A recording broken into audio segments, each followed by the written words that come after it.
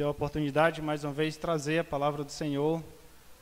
E eu quero pensar com os irmãos sobre aquilo que é um novo estilo de vida. Eu sei que todos nós, vez por outra, gostamos de adotar algum estilo pessoal, talvez uma roupa, você adota um estilo de roupa, você adota talvez um estilo de barba, não é? Nós que somos homens, as mulheres gostam de ter o seu próprio estilo. E são coisas que, vez por outra, nós gostamos de inovar, isso faz parte da nossa vida. Mas quando pensamos também de novo estilo de vida, eu quero me referir aqui ao novo estilo de vida com Deus. Todos nós sabemos que a vida cristã, ela faz parte de um novo estilo de vida. E esse novo estilo de vida, ele começa a partir do momento em que nós entregamos as nossas vidas ao Senhor Jesus Cristo.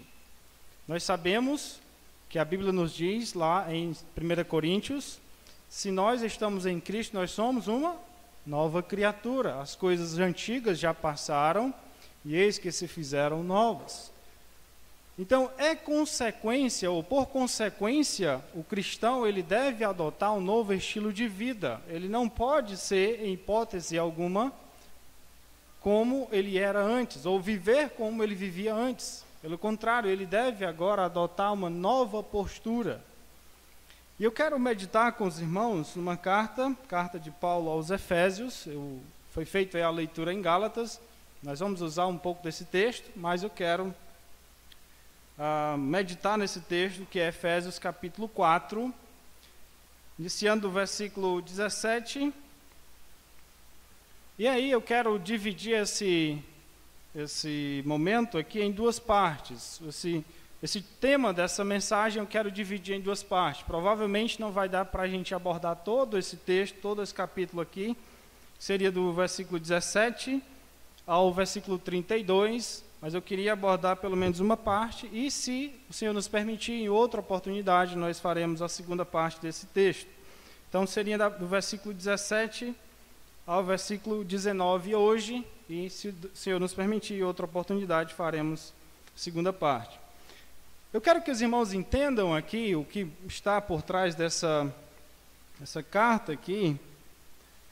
Paulo, ele escreveu essa carta dividindo em duas partes. Ele divide essa carta em duas partes, que vai do capítulo 1 ao capítulo 3, que tem como objetivo instruir os irmãos de forma doutrinária. O objetivo de Paulo é doutrinar esses irmãos com respeito à salvação, com respeito à vida que um cristão sem Cristo, um cristão sem Deus, ou como é essa vida do cristão sem Deus. No capítulo 2 ele vai falar, capítulo 1 ele vai mostrar que a salvação está nos planos de Deus, é propósito do Senhor.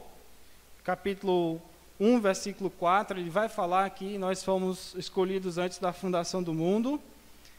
Capítulo 2, nós vemos que Paulo vai falar sobre como nós éramos mortos dos nossos delitos e pecados. Capítulo 3, Paulo vai falar sobre que ele é um apóstolo aos gentios, chamados a pregar aos gentios, e mostrando o verdadeiro propósito do Evangelho aos gentios.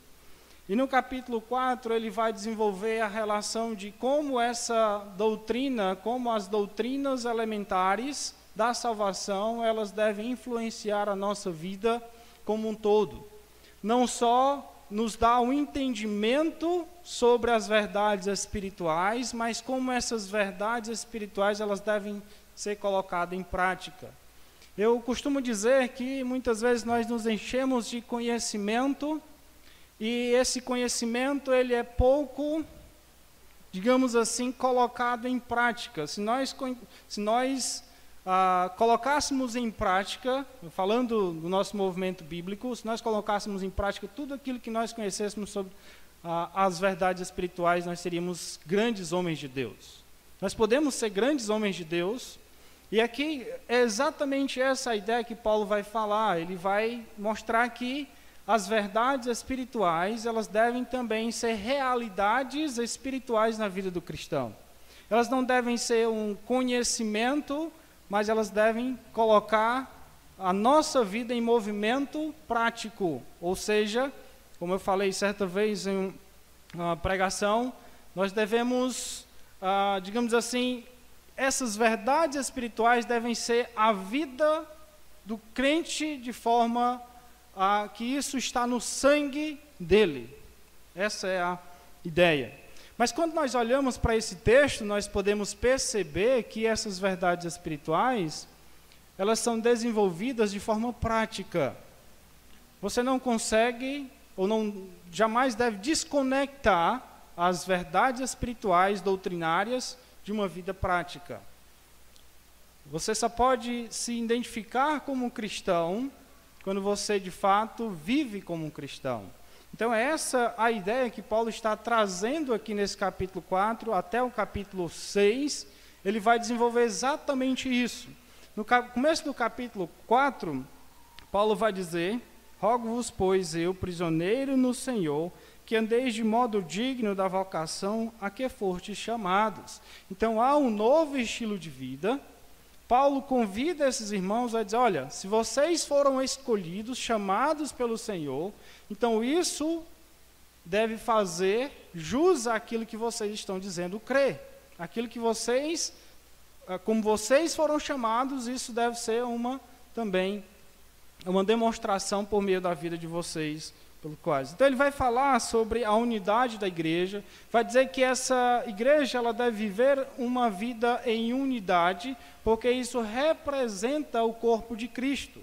Nós agora vivemos numa comunidade onde todos nós, unidos, fazemos parte de um só corpo, e esse corpo, ele é unido a Cristo.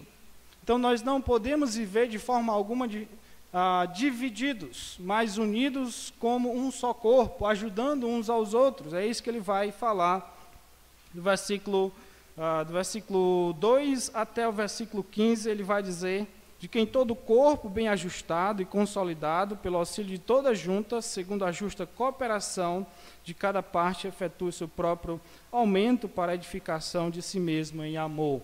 Então, no primeiro momento, Paulo vai dizer que a união da igreja ela é uma evidência muito forte de que nós, de fato, estamos participando do corpo de Cristo. Essa unidade, ela é elementar, ela é essencial, importante para a vida da igreja. E aqui, nesse versículo 17, Paulo vai dizer como era a vida pregressa de uma pessoa, ou como é a vida de um homem que não tem Deus, que não tem Cristo. E para que nós possamos entender essa realidade, eu quero que nós pensemos da seguinte forma, que o novo estilo de vida, nós sabemos que quando aceitamos Cristo temos um novo estilo de vida, mas também começa com o entendimento de quem nós éramos no passado.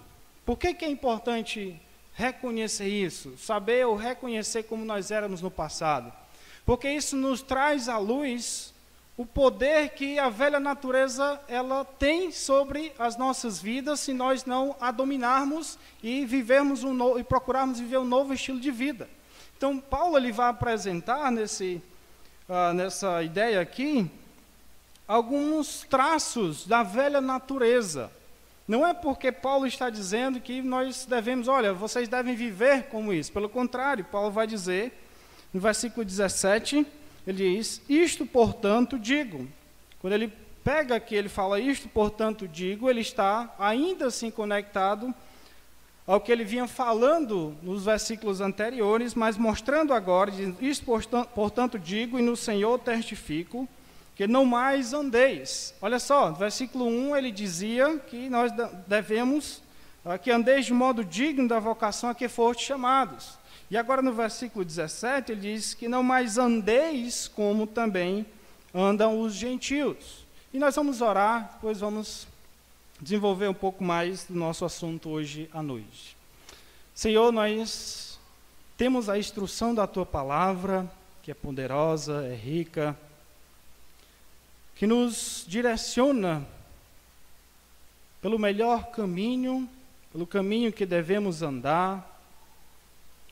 Nós reconhecemos, ó Deus, que a Tua Palavra ela é inerrante, que a Tua Palavra ela consegue, ó Deus, penetrar os nossos corações, e nós precisamos ser moldados, ser transformados à luz da Tua palavra, que o Teu Espírito Santo encha os nossos corações, que nós possamos ser edificados, ó Deus, com esta palavra, que nós possamos fazer o bom uso, não só aqui, aos domingos, mas cada dia, diariamente, possamos obter o melhor da Tua palavra, possamos agregar, ó Deus, os valores espirituais à nossa vida prática, e que isso possa não só nos moldar, ó Deus, mas também ser uma luz para aqueles que estão no mundo, para aqueles que não Te conhecem, Pai.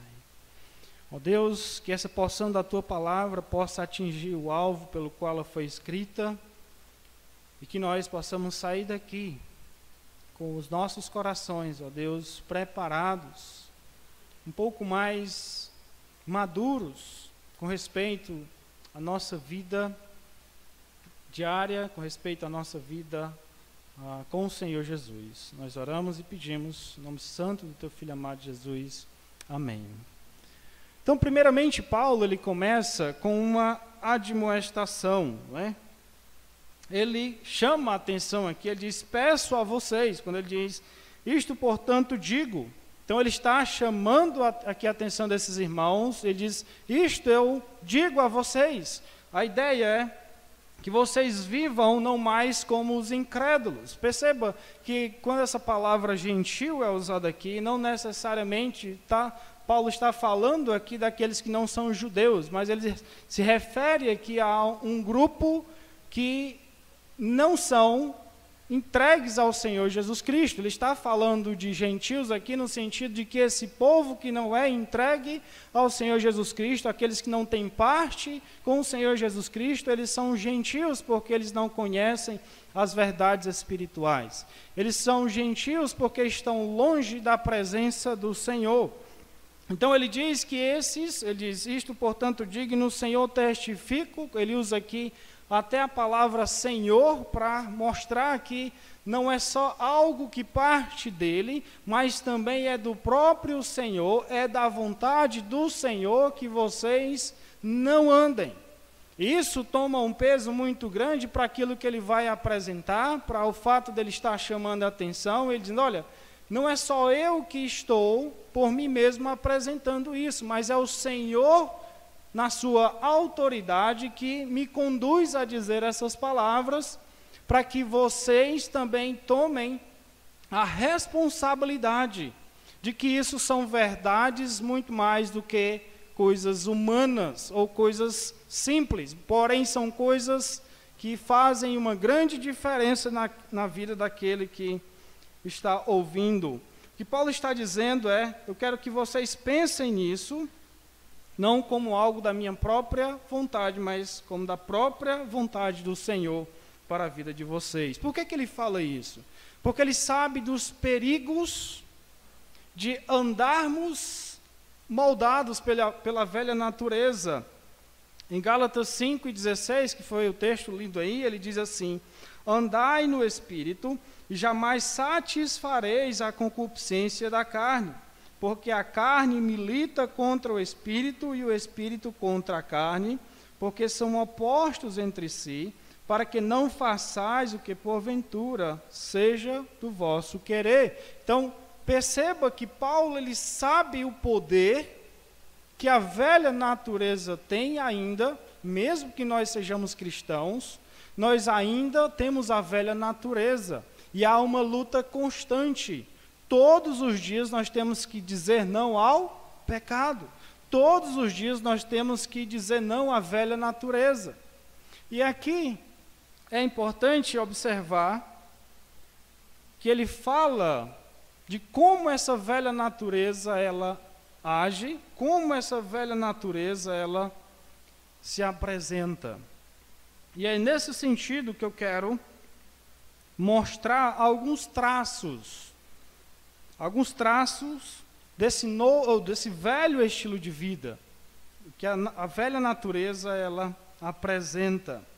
Então, pensando também nessa ideia, como é que a velha natureza ela se apresenta? Ela se apresenta muitas vezes por nossas atitudes para com o nosso próximo, ela se apresenta em nosso orgulho, ela se apresenta em nossas palavras, ela também na nossa maneira de nos comportarmos em certos lugares. Eu estou falando isso do lado negativo. Nós podemos sim nos comportar bem em lugares, podemos edificar as pessoas em lugares, em qualquer lugar, mas eu estou falando como essa velha natureza ela também pode se apresentar numa má maneira de como nós agimos em determinados lugares, nosso orgulho, nosso tratamento para com o nosso cônjuge.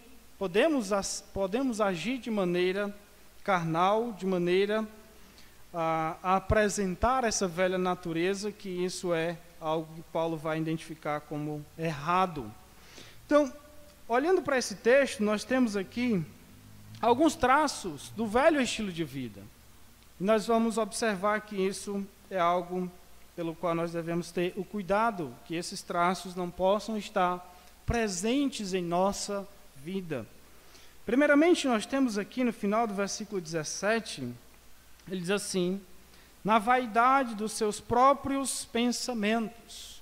O primeiro traço, então, do velho estilo de vida é andar segundo os próprios pensamentos. Vou pedir o Áquila para pegar um copo com água para mim, por favor.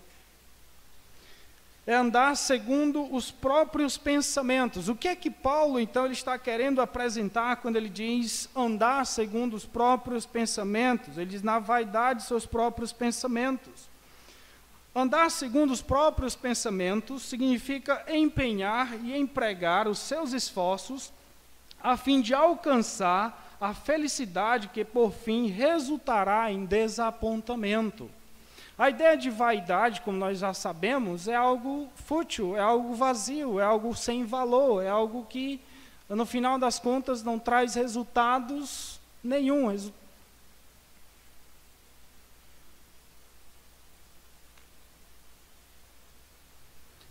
Não traz nenhum resultado bom para a nossa vida.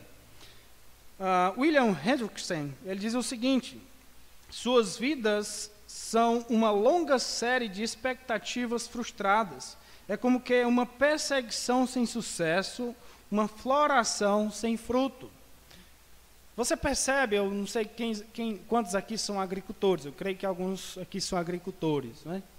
E quando você planta cajueiro, ou faz aí a sua plantação, você deseja que essa plantação ela tenha bons resultados, né? Ela traga frutos, ela tenha uma boa produção. E você fica triste, talvez, quando aquela plantação ela não traz nenhum fruto. Você plantou aquilo ali, teve todo o seu suor, você se desgastou, você sofreu ali vários dias de sol, e aí não trouxe nenhum resultado. Isso traz frustração, não traz? Com certeza. Mas perceba que essa é a realidade de todo aquele que não tem Cristo. Ele anda na vaidade dos seus próprios pensamentos. A vida dele é uma vida vazia, é uma vida onde os pensamentos dele giram em torno de satisfação própria, gira em torno de olhar para aquilo que vai satisfazê-lo materialmente ou socialmente, de alguma outra forma que não é aquilo que de fato traz uma felicidade eterna. E isso são realidades que, infelizmente, até na vida cristã as pessoas buscam. Muitas pessoas buscam felicidade em lugares, em prazeres ou em situações das quais elas não vão conseguir ser realizadas. Ele continua, o William Hendrickson, ele diz o seguinte: o olho jamais se satisfaz em ver, nem o ouvido em ouvir. Toda essa busca de riquezas, de honra, de alegria e etc., não dá em nada. Sua mente ou intelecto é infrutífero, nada produz que o satisfaça. Você olha o livro de Eclesiastes e você percebe essa realidade. Todo o livro de Eclesiastes é uma busca por felicidade, uma busca por algo que no final das contas o autor vai dizer é o quê? Vaidade. Todo o livro, se você for olhar, todo o livro é essa perspectiva. Ele vai dizer que buscou a realização nos prazeres da vida, buscou no trabalho, buscou nas construções, buscou em mulheres. E no final das contas ele diz que é correr atrás do vento. Porque isso são pensamentos vaidosos. Isso são realidades que não são eternas, são realidades vazias, por mais que ele busque, mas são ilusões que não vão trazer nada além de frustração. Eclesiastes 1:7 diz assim: todos os rios correm para o mar, e o mar não se enche. Ao lugar para onde correm os rios, para lá se tornam eles a correr. Versículo 8: todas as coisas são canseiras tais que ninguém os pode exprimir. Os olhos não se fartam de ver, nem se enchem os ouvidos de ouvir. Então, é como se fosse um ciclo. Eu estava conversando com um homem recentemente, e ele expressando essa ideia, né? Diz: rapaz, a gente nasce, a gente trabalha aqui nessa vida, né? A gente tem todo o esforço, a gente procura acumular as nossas riquezas ou alguma coisa que nós podemos adquirir, mas no final das coisas a gente não leva nada, né? E disse: é verdade, é verdade. E é exatamente isso que muitas vezes aqueles que não têm Cristo fazem, e em alguns momentos até nós cristãos procuramos fazer. E Paulo nos adverte, nos alerta que isso é o estilo da velha natureza. Isso é um traço do velho estilo de vida. Leonardo Cabral, ele diz o seguinte: a vida humana sem Deus é vazia. Por isso, facilmente a vaidade toma posse dos corações sem Deus e leva junto à ilusão da idolatria. Sem dúvida, ela é uma das partes mais importantes da vida, mas a mente sob o controle do pecado é pura vaidade. E é onde nós precisamos ter o cuidado. Será que nossos corações, nossos pensamentos estão mais voltados para a vaidade, para os nossos próprios desejos e pensamentos, do que para fazermos a vontade do Senhor?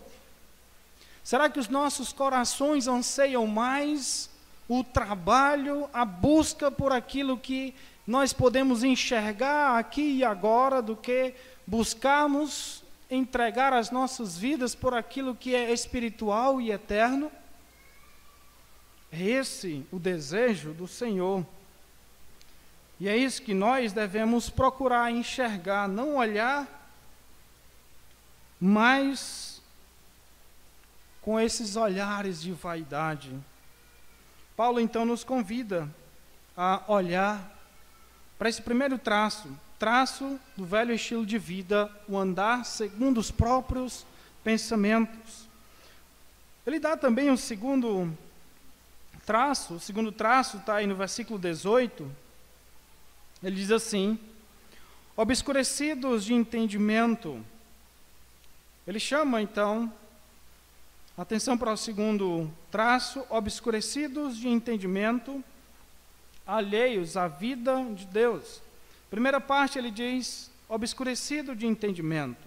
Segundo traço seria então andar com os olhos cobertos pelas trevas. Andar com os olhos cobertos pelas trevas. O que seria isso? Obscurecidos de entendimento. Significa ser coberto com trevas ou estar com os olhos vendados. É ruim quando nós andamos no escuro e não conseguimos enxergar o que está à nossa frente. A tendência é bater, é barruar, é se machucar. E aqui Paulo não está falando de coisas físicas, mas ele está falando exatamente daquilo que é espiritual. Ele está falando, a ideia aqui é que ele não consegue perceber as realidades espirituais, porque a sua mente está obscurecida. E o que é que faz com que essa mente esteja obscurecida? Primeiramente, é o Deus deste século. 2 Coríntios 4:4 ele diz: os quais o Deus deste século cegou o entendimento dos incrédulos, para que não lhes resplandeça a luz do evangelho da glória de Cristo, o qual é a imagem de Deus. A ideia de cegou aqui é essa mesma ideia que Paulo aqui apresenta em Efésios. É a ideia de que ele está andando em trevas, ele está andando como se não enxergasse nada. O coração dele não consegue perceber as verdades espirituais. Ele não consegue enxergar nada acima da sua vista aqui. 1 Coríntios 2,14 diz assim: ora, o homem natural não aceita as coisas do Espírito de Deus, porque eles são loucura e não pode entendê-las, porque elas se discernem espiritualmente. Você falar do Evangelho para um descrente, você percebe que ele, o que é que você está falando? Eu não entendo isso. E muitas vezes ele coloca isso como uma coisa absurda. Isso que você está falando é mentira. Isso que você está falando não tem nada a ver com aquilo que a gente de fato tem que viver. A gente tem que viver para o nosso prazer, para nosso próprio coração aqui. Morreu, acabou. Ninguém sabe, né, sobre a eternidade, só quem sabe é Deus. Esses são argumentos que os irmãos aí estão cansados de ouvir. Mas são argumentos de fato reais. Então, andar em trevas, andar em trevas significa ter perdido toda a percepção real de Deus. Isso é notório quando você lê Atos, eu quero que os irmãos abram para essa referência, Atos 26 e 18. Atos 26 e 18.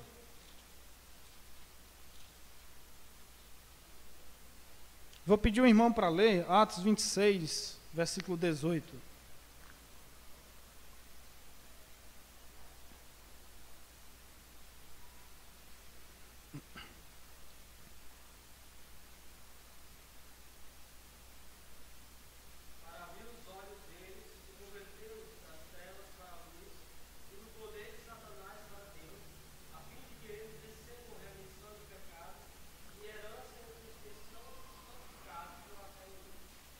Muito bem, Paulo aqui ele fala exatamente o propósito pelo qual ele veio, para pregar aos gentios, para que por meio do Espírito Santo os olhos daqueles que haveriam de ser abertos pudessem se abrir, para que eles pudessem enxergar as verdades espirituais. E só quem consegue fazer isso é exatamente o Espírito Santo. Nem eu nem você podemos dar vista aos cegos. Mas o Espírito Santo pode dar, pode convencer. Você e eu fomos convencidos do Evangelho por causa da ação do Espírito Santo em nossas vidas. E aqui você percebe que há uma ação também do próprio maligno querendo apagar, querendo manter os olhos daqueles que não conhecem o Senhor Jesus Cristo nas trevas, né? Como ele diz aqui, para lhe abrires os olhos e os converteres das trevas. Olha só como está o coração daqueles que não conhecem o Senhor Jesus Cristo. E Paulo então nos adverte a olharmos para isso com seriedade, a tal ponto de percebermos que pessoas podem estar dentro da igreja, mas nunca terem aberto os olhos para o Evangelho. Vou contar um exemplo. Eu nasci num lar cristão, irmãos. Nasci num lar cristão até os 14 anos. Eu vivi numa igreja de Camusim, e eu andava como quem estivesse enxergando tudo, mas a tal ponto em que alguém, ou até ao ponto de que alguém chegou para mim e me confrontou, e disse: você realmente é um cristão? Você realmente entende o que é a salvação? E no primeiro momento eu disse: sou um cristão, eu entendo. Mas aquilo que aquele homem me falou foi como um martelo que ficou batendo na minha cabeça e martelando e dizendo: você realmente é um cristão? Por vários dias eu fiquei: você realmente é um cristão? E com o passar dos dias, eu comecei a enxergar algumas atitudes e como a minha vida era vivida, ou estava fazendo uma análise daquilo que aquele homem me falou e de como eu estava vivendo. Sabe qual foi a conclusão que eu cheguei? Eu nunca havia me convertido ao Senhor. Passei anos dentro da igreja. Passei anos dentro da igreja achando que eu era um crente, um cristão, e dizendo: você nunca se converteu, você nunca teve um encontro com o Senhor Jesus Cristo. E essas verdades aqui, exatamente nesse entendimento aqui, eu estava nas trevas, eu vivia nas trevas. Foi então onde eu cheguei para o Senhor e disse: Senhor, se eu morrer hoje, eu não quero ir para o inferno, eu quero ir para o céu. Foi onde eu disse: eu quero entregar a minha vida ao Senhor Jesus Cristo, porque eu sei que eu estou, ou estava até esse exato momento, perdido. E é nesse sentido que nós devemos avaliar como nós estamos vivendo com o Senhor.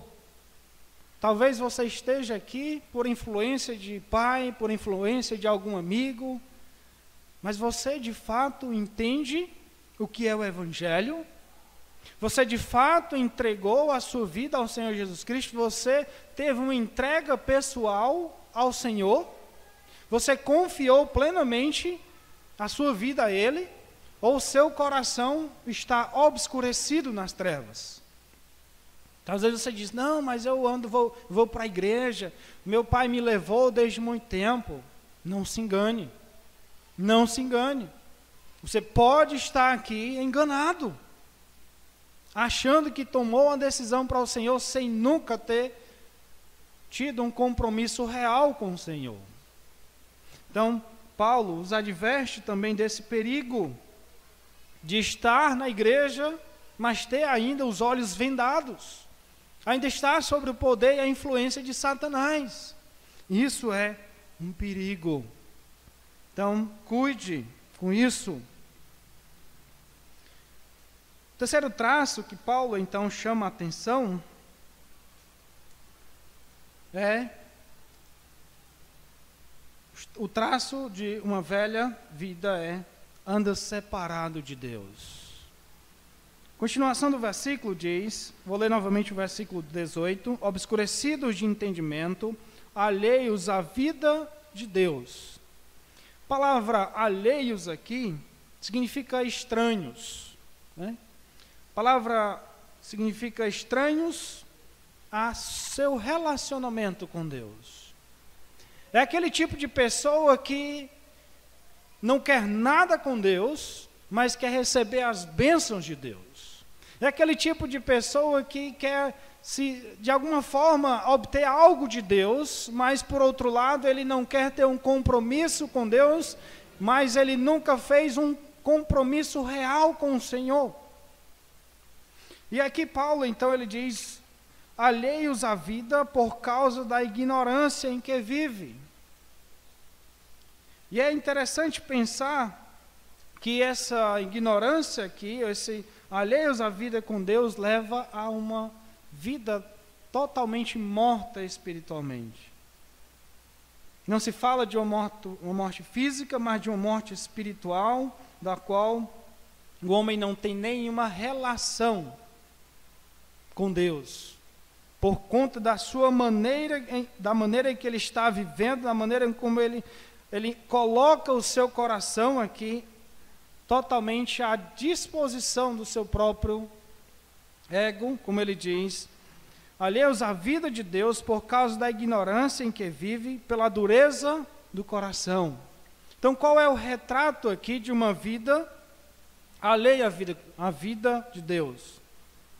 A ignorância, o fato dele não querer, não é só porque ele não conhece, mas porque ele não aceita. E segundo, pela dureza do coração, porque o seu coração ele está totalmente petrificado. Nada consegue penetrar no seu coração a tal ponto de modificar, de ser moldado. ao ponto de ser transformado, ao ponto de que a mensagem do Evangelho possa, de fato, transformar o seu coração e dizer, realmente, eu sou transformado por Deus. Uma pessoa que não tem o Evangelho, uma pessoa que não tem o Senhor Jesus Cristo, ele não se deixa transformar. Ele não deixa ser moldado pelas verdades espirituais. Ele não só entende, mas ele não só não entende, mas não deixa se moldar. Não consegue quebrar o seu coração até o ponto de dizer, eu quero. A não ser que o Espírito Santo haja na vida dele. Por que Paulo então fala isso? É porque muitas vezes pode acontecer também de termos um coração tão duro, a tal ponto de não deixarmos ser transformados por Deus. A mensagem do Evangelho não causa mais aquele efeito que deveria causar. Que nós não tenhamos um coração duro, que nós não tenhamos um coração longe do Senhor, mas um coração próximo, um coração que é ensinável, um coração que é pronto a receber as verdades espirituais a tal ponto de deixarmos que ela nos transforme, nos molde.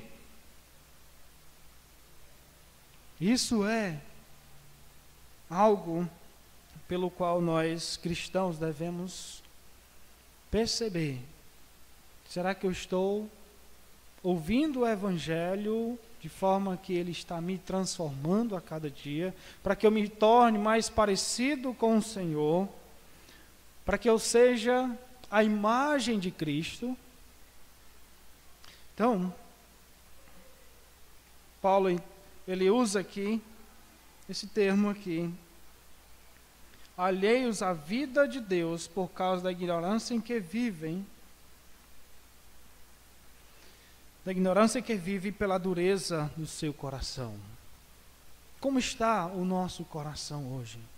Como está o seu coração? Ele está mais sensível ou mais duro? E é exatamente nesse ponto, perceba que Paulo, quando ele vai falando aqui, ele vai mostrando como o nosso coração, ou como o coração dos incrédulos, é um coração avesso àquilo que o Senhor deseja que nós sejamos, que somos cristãos, devemos ser.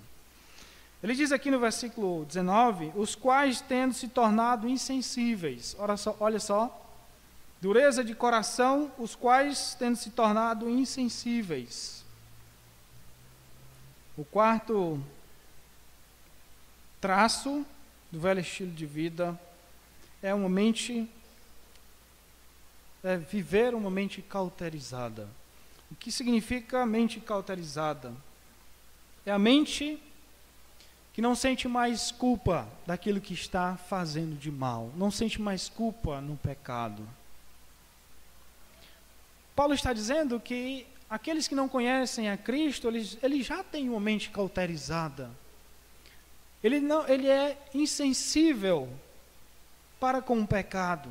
Ele é insensível para com aquilo que de fato é a maldade. Ou seja, ele faz a maldade e muitas vezes ele não considera aquilo como algo ruim. Os criminosos, quando eles começam a fazer vários crimes, eles já não sentem culpa por aquilo. Eles acham aquilo natural. Eles acham aquilo... Olha, não me preocupo mais, não fico mais sem dormir, digamos assim. Ele já consegue dormir à noite tranquilamente. O grande perigo é quando o cristão assume essa mesma postura, esse mesmo estilo. Quando ele começa a cometer certos pecados, começa a viver de forma que não agrada ao Senhor, e isso passa a ser algo natural. Ele não consegue enxergar aquilo como algo que o prejudica, que o está afastando do Senhor. E aí isso se torna o quê? Uma mente insensível, tornando-se insensível, eles fizeram que se entregaram à dissolução, para com toda avidez cometerem toda sorte de impureza. Então, Paulo diz que essa é a realidade de um velho estilo de vida. E por que ele apresenta isso para cristãos? É exatamente porque isso é perigoso. É perigoso cristãos adotarem posturas, um estilo de vida como esse. Voltarem à velha prática. A se acostumarem a viver como pessoas não regeneradas. E por último, Paulo depois diz que essas pessoas se tornam insensíveis, e quando elas se tornam insensíveis, vem, digamos assim, o ponto máximo, o ápice de toda a situação da velha natureza. Perceba bem, entregaram a dissolução para com avidez cometerem toda sorte de impureza. Perceba que eles não têm o entendimento de Deus, perceba que eles trocam Deus, eles tiram Deus da sua vida para buscar sua própria felicidade. Perceba que eles estão obscurecidos, separados de Deus, estão com a dureza de coração e estão insensíveis. E Paulo chega ao ponto de dizer: não há mais o que esperar dessas pessoas. Por quê? Porque eles agora estão cometendo toda sorte de impurezas. O que significa isso? Não há nada que possa freá-los. Não há nada que possa tirar, ou não há lei em que ele possa se submeter, porque ele já anulou tudo aquilo que era digamos assim, de coisas que ele poderia colocar como base para a vida dele, ele anulou. E agora ele só tem a entregar o seu próprio prazer. E é exatamente o que ele vai dizer. Cometeram toda sorte de impureza. Você vê essa realidade lá em Romanos capítulo 1. Eu sei que os irmãos, há alguns anos atrás, estudaram a carta de Paulo aos Romanos, mas eu gosto aqui de observar que Paulo ele começa a dizer, no capítulo 1 de Romanos, ele traz uma abordagem bem parecida com essa.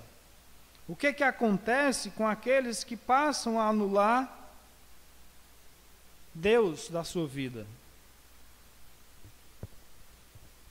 Ele diz no versículo 19: porquanto que de Deus se pode conhecer a manifesto entre eles, porque Deus lhe manifestou, porque os atributos invisíveis de Deus, assim o seu eterno poder, como também a sua própria divindade, claramente se reconhecem, desde o princípio do mundo, sendo percebidos por meio das coisas que foram criadas.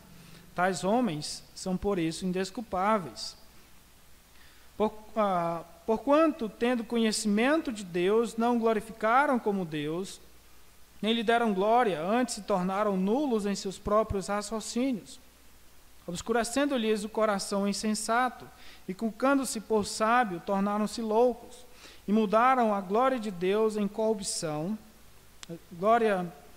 e mudaram a glória do Deus incorruptível, em semelhança da imagem de homem corruptível, bem como de aves, quadrúpedes e répteis. Por isso, Deus entregou tais homens à imundícia pela concupiscência de seu próprio coração, para desonrarem o seu corpo entre si, pois eles mudaram a verdade de Deus em mentira, adorando e servindo a criatura em lugar do Criador, o qual é bendito eternamente. Amém. Por causa disso, os entregou Deus às paixões infames, porque até as mulheres mudaram o modo natural de suas relações íntimas por outro contrário à natureza. Semelhantemente, os homens também, deixando o contato natural da mulher, se inflamaram mutuamente em sua sensualidade, cometendo torpeza homens com homens, e recebendo em si mesmos a merecida punição do seu erro. Por haverem desprezado o conhecimento de Deus, o próprio Deus os entregou a uma disposição mental reprovável para praticarem coisas inconvenientes, cheios de toda injustiça, malícia, avareza, maldade, possuídos de inveja, homicídios, contenda, dolo e malignidade, sendo difamadores, caluniadores, aborrecidos de Deus, insolentes, soberbos, presunçosos, inventores de males, desobedientes aos pais, insensatos, pérfidos, sem afeição natural e sem misericórdia. Ora, conhecendo eles a sentença de Deus, de que são passíveis de morte, os que tais coisas praticam, não somente as fazem, mas também aprovam os que assim procedem. O que Paulo, então, conclui com isso? Que anular Deus da sua vida, não reconhecer a soberania, o poder de Deus, significa entregar-se totalmente ao mundo, aos prazeres, ao seu próprio coração, que só traz destruição. Paulo diz, cuidado, para que não venhamos a cometer os mesmos erros, não venhamos a viver da mesma forma, para que o nosso coração não seja pego andando dessa forma. O que Paulo nos chama a atenção é que nós façamos uma boa avaliação de como temos vivido esses últimos dias, de como nós podemos enxergar essas verdades espirituais e fazer com que essas verdades sejam reais. A primeira coisa, então, é reconhecer como a velha natureza, ela se apresenta. Que foi exatamente aquilo que Paulo diz. E eu quero terminar lendo o versículo 20. Mas não foi assim que aprendestes a Cristo. Paulo dá uma esperança. Diz, olha, não foi. Vocês não aprenderam isso com Cristo. E aqui, daqui para frente ele vai mostrar como uma nova natureza, como um novo estilo de vida, ele deve ser vivido à luz da pessoa de Jesus Cristo. Eu quis então apresentar tudo isso, mostrando que o novo estilo de vida começa com o reconhecimento do nosso passado, não para vivermos o passado, mas para mostrar que o passado, ele muitas vezes pode estar mais presente em nossas vidas do que nós imaginamos. Com isso, percebemos o perigo e dizer, eu não quero viver uma vida na velha natureza, mas viver baseando a minha vida na presença de Cristo. Vamos orar.